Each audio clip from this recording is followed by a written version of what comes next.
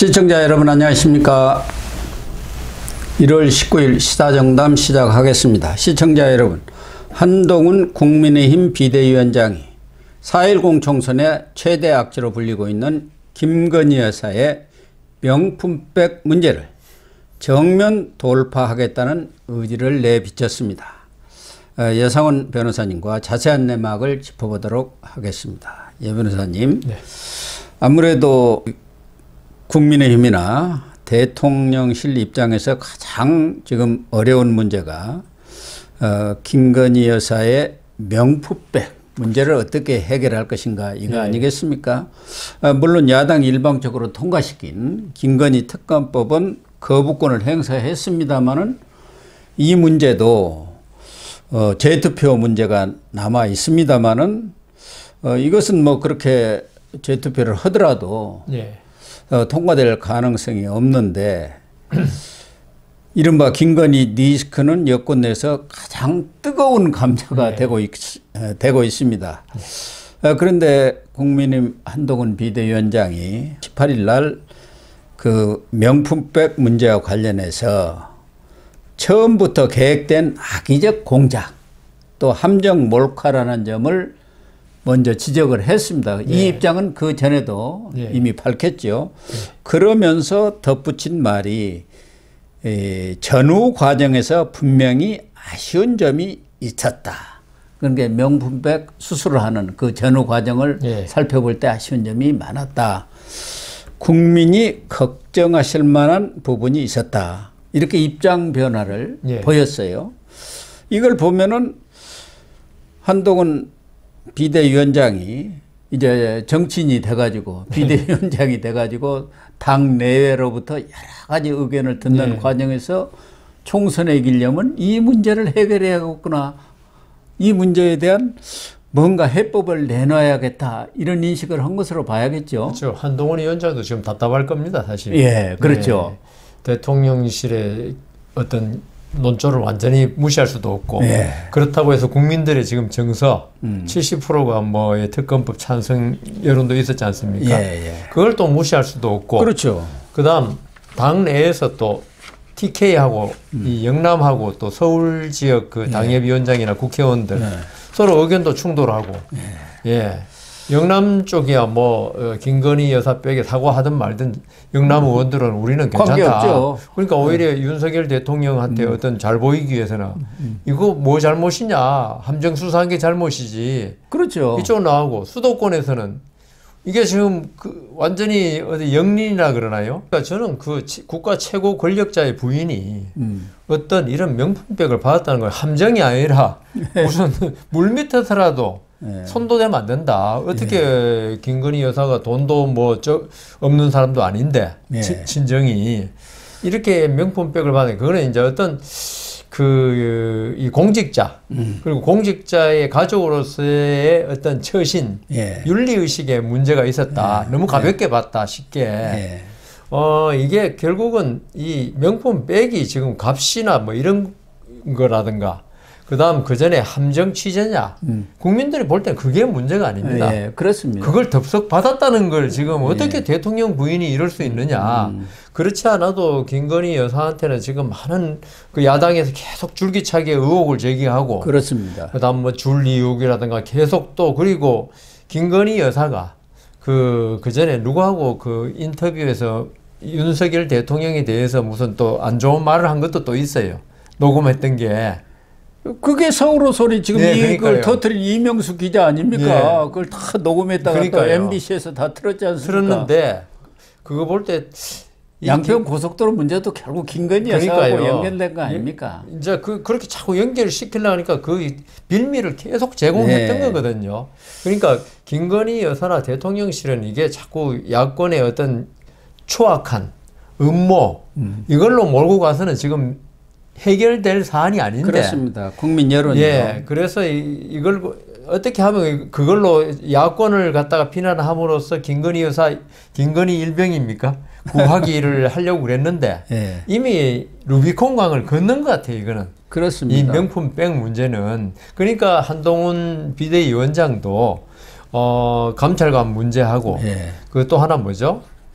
그 두 가지로 부속실. 부속실 해가지고 이걸 갖다가 조금 여론을 완화를 시켜보려고 그걸로 이렇게 하려고 그랬는데 국민들 여론이 전혀 거기에 먹혀들어간 게 없죠. 네, 안 하고 있습니다. 아니 그 사실 저 같은 그 윤석열 대통령이 잘 됐으면 하는 바라는 사람도 이 한동훈 비대위원장의 그 첫 번째 냈던 그 부속실 문제 여기에 대해서 감동이 전혀 없는데 이걸 중간층이라든가 이런 분들이 진보적인 성향을 갖다든가 아마 보수 중에서도 좀 윤리적으로 내가 바르게 살아왔다 생각하는 사람들은 이게 납득을 못할 겁니다. 그렇습니다. 예. 그러니까 이게 좀 벌써 좀 시기가 좀 늦은 감도 있어요, 사실은. 늦었죠. 예. 처음에 탁 터져 나왔을 때 그 음모론은 음모론이지만 내가 여기에 넘어간 거 그 잘못된 거다. 그거는 진짜 잘못한 거야. 100배 잘못한 거. 변명의 여지가 없다. 예. 그래 버렸으면 현재 공격으로 끝났어요. 제가 그 고 교수님하고 이런 그 유튜브를 하면서 정치는 타이밍의 예술이다. 한 여러 번 이야기했는데요. 이런 걸 늦어버리면 이미 이 철진한 과일이 돼가지고 이미 농해가지고 못 먹어요.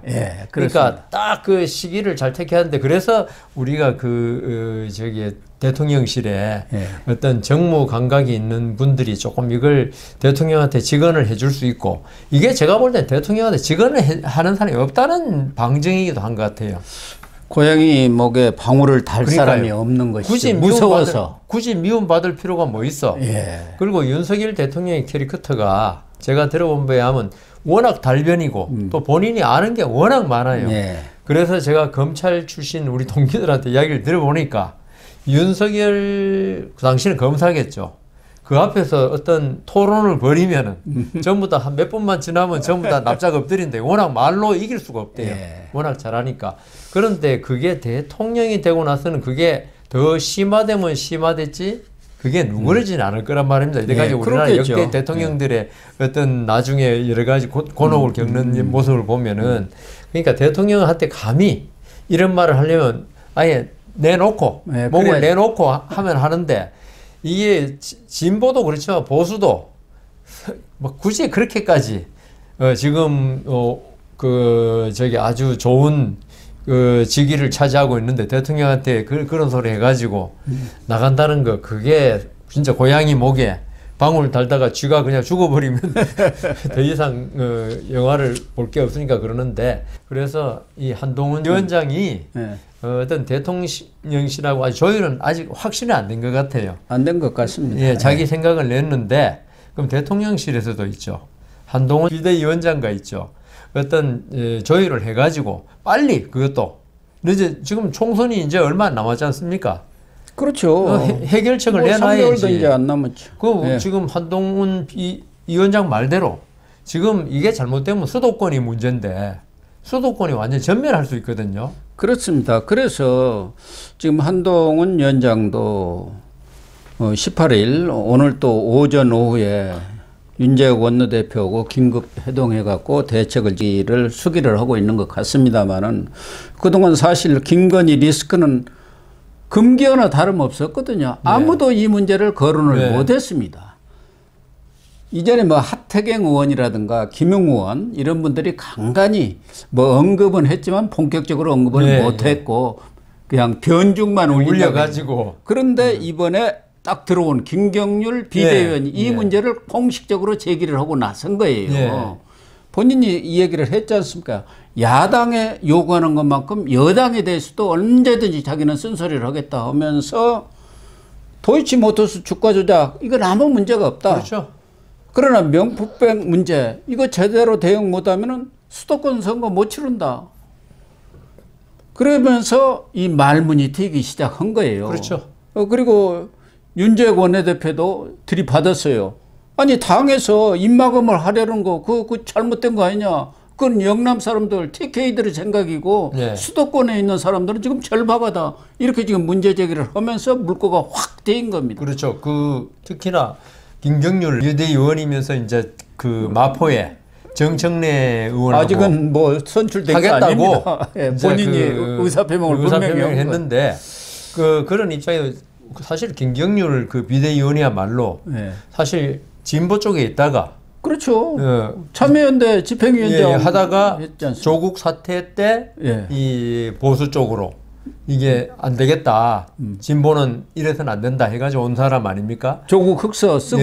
그러니까 이게 어떻게 보면 김경률 비대위원이야말로 어떤 균형된 감각 가지고 있고, 그다음 또 아직 뭐 그 출마가 확정된 건 아니지만 본인이 마포라 그러면 야세가 강한 데 아닙니까? 아무도 안 나가려고 하니까 그러니까요. 본인이 나가겠다 그런 거예요. 거기서 어떤 지역 민심 들었을 거 아닙니까? 안 들어도 저도 아니까 뭐 그거는 안 들어도 아는 안 거죠. 들어도 그래서 지금 이제 변죽만 울리다가 전부 눈치만 보고 있다. 그래도 하태경 의원이 좀 이야기를 했고, 이 김경률 그 비대위원이 결국은 큰 불을 지핀 것 같아요. 그렇습니다. 그래서 대통령실도 있죠. 물론 한 비대위원의 말에 불과하다고 이렇게 폄하할 수도 있지만은 이게 민심이다. 그리고 김경률 비대위원 같으면은 야권의 입장을 대변해서 이야기하는 게 아니잖아요, 지금. 그럼요. 국민의힘이 잘 돼야 되겠고, 이 진보가 조국 같은 사람이 살아나서는 안 된다는 어떤 절박함을 가지고 있는 사람이거든요. 그렇죠. 그리고 뭐 조국 전 장관만이 아니라 김경률 비대위원 입장에 볼 때는 이재명 대표 같은 사람도 다시는 정치를 해서는 안 된다는 생각을 가지고 있는 사람입니다. 자기가 다 겪어봤으니까. 이런 사람이 어떤 진짜 충정 어린 고원이거든요. 그렇다고 그러면은요, 대통령실이 아주 진정성 있게 받아들여 가지고 빨리 어떤 조치를 취해야 한다고 봅니다. 그러니까 대통령실도 사실 여러 가지로 고심하고 있는 것은 틀림없는 거고, 다양한 의견을 듣고 있습니다. 이렇게 지금 입장은 나왔어요. 그러나 말씀하신 대로 국민 여론조사 김건희 특검에 대해서 거의 60 내지 70%까지가 찬성하고, 거부권 반대도 똑같이 나온 겁니다. 거의 60에서 65%가 그게 뭐겠냐 이거죠. 거부권 반대하고 잘못됐다고 이렇게 나오는 그런 상황에서 오늘 나온 갤럽 여론조사도 윤석열 대통령 긍정평가가 32%, 부정이 뭐 58%가 60 가까이 된단 말이에요. 이것이 그대로 지금 박스권에 갇혀 있는 것은 이 문제를 해결하지 못하는 것도 큰 요인이란 말이에요. 지금 큰 뭐 요인이에요. 국민들이 어떤 뭐 그 다른 문제, 외교 문제, 뭐 경제 대책 문제, 지금 여기에 관심보다도 이 김건희 여사의 그 명품백에 분노하고 있다는 거죠, 한마디로. 그럼요. 그걸 갖다가 저는 그 좀 전에 대통령실에서 뭐 여러 말을 지금 듣고 있다 그러는데, 그걸 왜 듣고 있는지를 모르겠습니다. 언제까지 듣고 있을는지. 이거는요, 그때 그랬잖아요. 김종필 총리가 국민은 호랑이라고 그런다고. 그렇게 좀 무서움을 알고 해야 되는데, 대통령실에 또다시 오만에 빠진 게 아닌가. 어떤 그런 그 생각까지 들어요. 이 문제가 왜 아직도 고민하고 할 문제인지. 그러니까 지난번에도 저희들이 말씀을 했지 않습니까? 사실 이 문제는 이 보수 쪽 유튜버들도 잘 안 꺼냅니다. 이거 잘못 꺼냈다가 괜히 이 찍힐까 봐서 저희들은 여러 차례 얘기를 했어요. 지난번에도 특별감찰관제 그거 제발 빨리 부활이 아니죠. 있는 제도 아닙니까? 있으니까 임명만 하면 되는데. 그것도 우리가 하겠다. 빨리 좀 추천하세요. 그렇게 적극적으로 나가야 하고, 제2부속실 이건 지금도 보좌를 하고 있어요. 그냥 만들기만 하면 되는 거예요. 그러니까 거기에 플러스 알파가 있어야 한다는 게 대다수 지금 국민의힘 의원들의 생각인데, 어떤 알파가 있어야 할까요? 좀 전에 우리 이때 이야기했지 않습니까? 김건희 여사. 그 문제죠, 뭐. 그리고 그러니까 지금 특별감찰관제라든가 제2부속실 말고 지금 대통령실에서 더 내놓아야 할. 그러니까 김건희 여사 문제에 대해서 일단 뭐 두 분 다 사과하시던 대통령과 그 부인 다 나와서 아마 그 김건희 여사가 좀 진정성 있는 사과를 이 방송이나 이런 데 나와서 하면요, 우리나라 사람 또 정에 약하잖아요. 그래서 내가 그때 정말 잘못했다. 어떤 그 여성으로서 아주 약점을 건드린 그런 함정 수사지만 거기에 넘어간 게 대통령 부인으로서 정말 잘못된 처신이었다. 앞으로 그 대통령 임기 때까지 이런 일이 절대로 없을 것이고, 백이 있지 않습니까? 그것도 불태워버려도 돼요. 돌려주라고 하는 사람이 많은데 반납을 하면 되고요. 네, 국고로 반납해. 그다음 그게 지금은 이제 그때 이 시기가 빨랐으면 그랬으면 됐는데 지금은 대통령까지 나서야 돼요. 그런 상황이 돼버렸어요. 나서고 제가 저번 시간에 대통령도 이번에 사실은 우리나라에서는 부인이 잘못해도 그 남편을 욕하는 게 우리나라의 국민 정서입니다. 미국 같으면 뭐 부인은 부인, 남편은 남편. 그렇죠. 그걸 내가 어떻게 컨트롤하냐 그러지만 우리나라는 아직도 좀 안 좋지만 가부장적인 요소가 조금 남아있기 때문에 대통령이 내가 그 어떤 김건희 여사에 대한 그걸 제대로 컨트롤 못해서 이런 불미스러운 일이 났다. 앞으로 이런 일이 없도록 하겠다. 근데 그거 플러스 특검 있지 않습니까? 그거 총선 마치고 나면은 그래, 맞아. 그렇게 그러니까 하면 그 독소 조항 빼고 그렇게 오면 나 수용하겠다. 지금 그렇게 발표를 해버려야 돼요. 그러니까요. 그러니까 예 변호사님도 여러 차례 이야기했지만 우리 속담에 이야기한 대로 호미로 막을 일을 지금 가래로 이제 가래 아니라 못 막겠어요. 부르주자로 막아야 할 그런 상황이 와버린 거예요. 맞습니다. 그래서 사실은 누가 나서서 이 문제에 대해서 그렇죠. 사과를 할 건가? 대통령이 나설 수도 있고, 뭐 김건희 여사가 나설 수도 있고, 같이 나설 수도 있고, 대변인을 통해서 공식적인 입장을 표명할 수도 있는데 아직까지 명품백 사건에 대해서는 대통령실에서 일체 뭐 가타부타 얘기가 없습니다. 받았다는지 안 받았다는 것인지 그게 어떤 경위로 이렇게 됐다는 거 이런 것에 대한 설명이 있어야 할 거 아닙니까? 이것도 2020년 9월에 한번 그 당시는 이 관제가 안 있고 관절을 수리하면서 2022년이겠죠. 예, 2022년이죠. 관절을 수리하면서 서초동 그 아파트에 있었지 않습니까? 주상복합에 있었죠. 예, 그런데 그 아파트 바로 밑에 아크로비스타 거기에 김건희 여사의 코바나 컨텐츠 사무실이 있었기 때문에 거기를 이제 영부인 이른바 김건희 여사 사무실로 썼던 모양인데 9월뿐만 아니라 지금 6월에도 그 최 목사 있지 않습니까? 이번엔 최재형 목사, 이 북한도 갔다 오고 좀 좌파 목사, 6월에도 방문을 해갖고 샤넬 향수와 화장품 세트 이런 것도 그때 또 갖다 줬다는 그 얘기가 지금 이 서울 소리에서 방송이 됐었고 9월에는 이제 그 명품백 있었는데 사실은 김건희 여사가 그 영상을 들어봐도 뭘 이런 거 자꾸 갖고 오느냐 그런 비싼 거 갖고 오지 마라 이렇게 자꾸 하는데 또 가져온 것을 그냥 그 주워버리기도 좀 그러니까 그냥 받았던 것 같아요. 별 생각이 없었던 것 같아요. 그렇기 때문에 저는 그래서 연초부터 계속 제가 주장을 해왔던 거 뭐 연초가 아니라 지난해도 마찬가지입니다만은 대통령이 왜 기자회견을 안 하느냐. 그래서 연초에라도 1월쯤이라도 연두회견을 통해서 대통령이 그 문제에 대해서 뭐 김건희 여사가 나와서 또 뭐 국민들한테 이러니 저러니 하는 것보다 대통령이 그 권위와 대통령으로서의 또 남편 아닙니까? 그런 입장에서 이 문제에 대해서 솔직히 설명을 하고 전후 과정을 또 그거에 대해서 잘못된 것은 잘못된 대로 사과를 하고 그러면 이게 해결이 되는 것 아니냐 하는데도 지금 연두 기자회견도 안 하는 쪽으로 이렇게 또 의견이 모아지고 있는 거예요. 아마 기자회견을 하게 되면은 그 뭐 MBC, KBS 기자들이 이 명품백에 대해서 질문 나올 게 뻔하지 않습니까? 그 질문을 받아야죠. 그러니까요. 그게 지금 아직 정리가 안 된 것 같아요. 자기가 대답할 게 지금 없고 그다음 대통령실이 지금까지 아무 말 없는 거 이거는 뭐냐면 이 명품백 사건에 대해서 그만큼 곤혹스럽다는 거예요. 그게 자기들 대답할 게 없잖아요. 이게 아니 그럼 사과해야 할 거 아니에요? 그러니까 사과를 해야 되는데 잘못된 건 잘못된 제가 볼 대로. 때 지금 대통령실에서 왜 이러냐 사과라 끝날 게 아니다고 본 것 같아요. 그러니까 이게 이 얘기를 할수록 자꾸 부풀려지고 또 야당은 그것을 정치적으로 이용하고 그걸 갖다가 정쟁 소용돌이로 들어가니까 아예 이걸 닫아버리는 게 오히려 문제를 해결하는 첩경이라고 생각하는데 그런데 그게 아니지 않습니까? 근데 이거는 있죠. 어떻게 보면 외통수죠.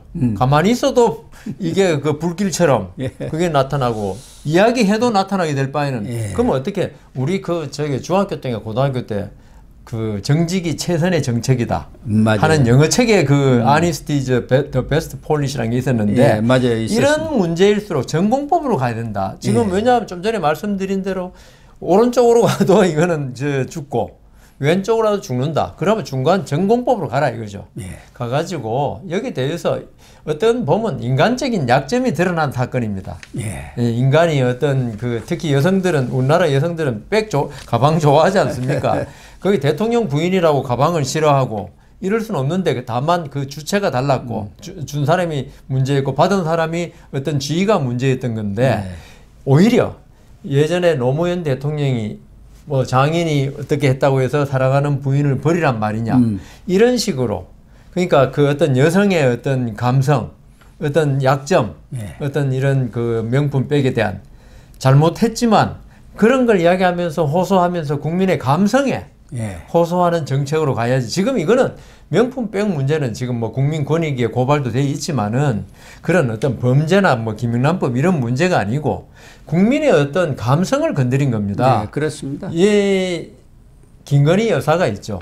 아마 유경수 여사처럼 좀 수수하고 이런 이미지의 사람이었다면 좀 덜 할 건데 아주 화려하지 않습니까? 그렇습니다. 외모라든가 이 평소에 여러 가지 스타일이 그런 상태니까 많은 여성들조차도 괴리감을 느끼는 데다가 이런 여성 그 명품 백 문제 나오니까 국민들의 감성을 건드린 거거든요. 그 전에 김건희 여사에 대한 여러 가지 공격을 받았던 거, 김건희 여사가 그런 문제.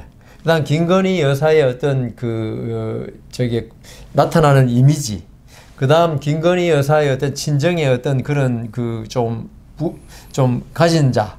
이런 이미지가 좀 합쳐져 버린 거예요. 거기다가 윤석열 대통령에 대한 여러 가지 독단적인 그런 부분까지 다 합쳐지니까 이번에 문제가 된 이 명품백이 이렇게 마치 들불처럼 커지는 거지. 아마 아주 잘하다가 한번 실수했는 거 이거는 대처하기도 쉬웠을 거고 이렇게까지 문제는 안 됐을 겁니다. 그러니까 김경률 비대위원이 이 사태는 너무 심각하기 때문에 국민께 바짝 엎드려야 한다. 그 말이 딱 맞는 거예요. 김경률 씨를 비서실장으로 지금 빨리 교체해야 됩니다. 맞습니다. 이렇게 양쪽의 말을 다 전해줄 수 있는 사람을. 어쨌든 이런 부분은 저는 물론 뭐 대통령실하고 한동훈 비대위원장이 물밑에서 잘 조율을 하는 것도 좋습니다만 자칫하면 그게 또 무슨 아바타니 무슨 용산 출장선이 이런 소리가 나오니까 한동훈 비대위원장이 기왕의 정면 돌파로 이렇게 문제를 해결하겠다고 나섰기 때문에 용산에서는 차마 할 수 없는 것을 한동훈 비대위원장이 팍팍 안을 내놓고 이렇게 하십시다. 이렇게 갑시다. 해갖고 끌고 나가야 게 총선에서 이깁니다. 한동훈 위원장이 좀 잘 해법을 내주시기를 거듭 부탁을 드리겠습니다.